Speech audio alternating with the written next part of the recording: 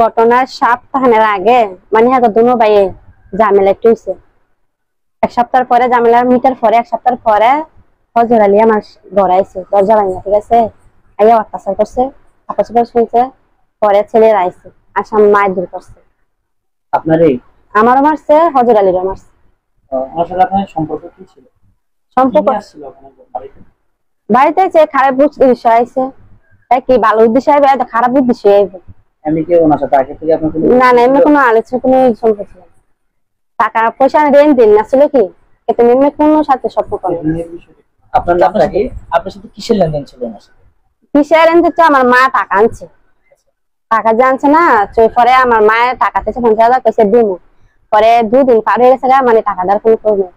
পরে মানুষ আস্তে আস্তে তো টাকা তো দেওয়ার দরকার না, পরে আমার মা বাজার গিয়ে নাম্বারটা আনছে, হজর আলীর নাম্বারটা আইনা পরে টাকাটা, পরে আমার মা কইছে জি তোর মোবাইল 10 মিনিট আছে তুই ফোন দে, পরে আমি ফোন দিছি, আমি কই ভাই মা বলে আপনাদের বলে টাকা বলে চাইছে আপনাদের দিবেন কি না দিবেন আমরা জানান, পরে দিন আমি টাকাটা পাইলে আমি দিন।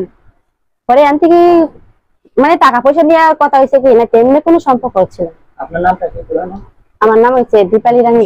তারপরে ওই সম্পর্ক পরে কি হয়েছে? মানে টাকা মানে টাকা চাইছে, আমরা বলে দিছি যে আমার মার কাছে যায় না, আমি শ্বশুর বাড়িতে বসছি। আচ্ছা, এতটুকুই কি মানে টাকা আমার না দিলে আমার কাছে ফোন দিচ্ছে, তেমনি কোনো সাথে সম্পর্ক নেই। আচ্ছা, এরপরে কি হয়েছে?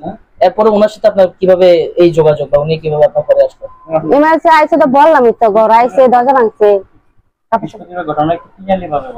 বৃহস্পতিবার রাতে 11:30 বাজে মানে হজর আলী আইছে, ঠিক আছে, একটা ডাক দিছে, ডাক দেওয়ার পরে আমি কিছু কে হেঁটে কেছে আমি ওই দরজা মেলে দেখে মানে মুরাদা ডাক্কা দিছে, হ্যাঁ ডাক্কা দেওয়ার দরজা মেলে না, পরে মুরাদা মানে দরজাটা ভাঙা গেছে কি ভাঙ্গা অত্যাচার করছে।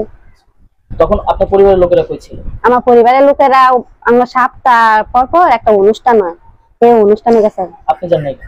আমি যাই না, মানে যারা মুরব্বীরা যায় কি আমি যাই না, দূর না, একটা মসজিদে বয়স্ক লোক তারা যায়।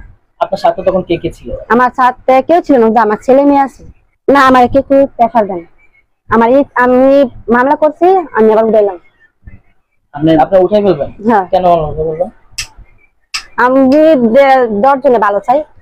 এটা তো আপনার 10 জন আসে আপনার ক্ষতি করে গেছে, আপনি তার ভালো চান, মামলা কেন উঠে? মামলা করার পর মামলা কেন উঠে? আমি মামলা কি আপনার কোনো টাকা অফার করছে কিংবা হচ্ছে? না না, আমারে কে কই চাপও দেয় না বা কেউ টাকা লোভে দেখায়নি। মায়া ফুলার বাপে কইছে তোর যা বলে মান সমান গেছে গো, কেতেম কেস কল ফাইতি না না কোনো কল ফাইতি না তুই এখন তো সারা বাংলাদেশের মানুষ আপনার পাশে আছে।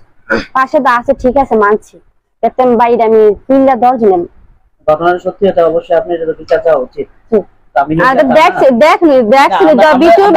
আমরা যেটা শুনেছি আপনার সাথে আগে সম্পর্ক ছিল, আমরা যেটা শুনেছি আপনার সাথে আগে হজর আলীর সম্পর্ক ছিল, সেই সম্পর্ক ইয়েতে আপনার কাছে আসে।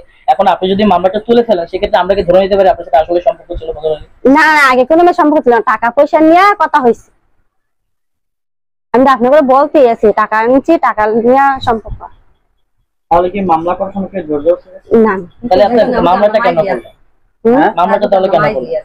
মামলাটা করছিলাম তো ভালো লাগে, জামাই না করে যে সময় মামলা করছেন জামাইয়ের সাথে, জামাই আমার লগে রাগারাগি করে ইয়া করেন না, কেউ গ্রামের লোক বুঝতে পারি না বা আমার স্বামীর সাথে আমি বুঝতে পারি না, স্বামী এইসব শুনে দেখে মানে আমার কাছে ফোন দেন।